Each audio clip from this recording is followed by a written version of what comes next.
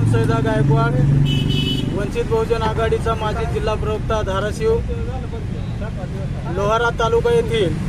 मौजे घोसगा या ठिकाणी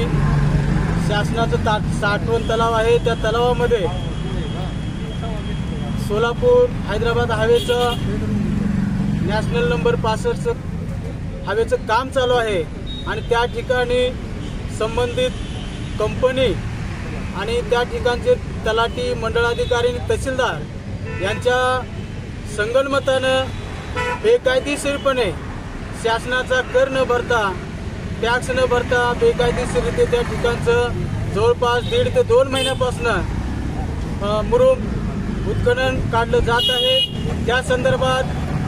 आम्ही माननीय जिल्हाधिकारी साहेब उस्मानाबाद धाराशिव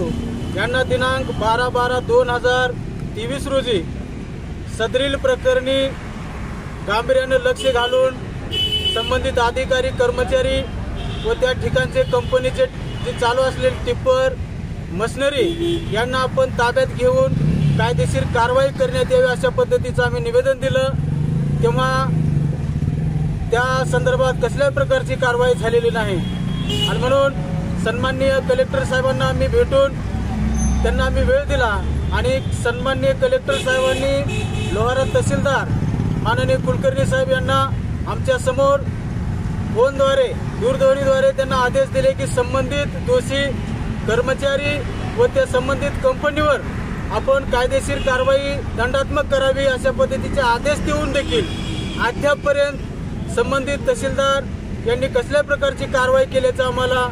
सांगितलेलं नाही आणि म्हणून आज ठरल्याप्रमाणे 28/12/2023 रोजी माननीय धाराशिव जिल्हाधिकारी कार्यालयाच्या समोर आम्ही वंचित बहुजन आघाडीच्या सर्व पदाधिकाऱ्यांच्या समक्ष या ठिकाणी उपोषणाला सुरुवात केलेली आहे।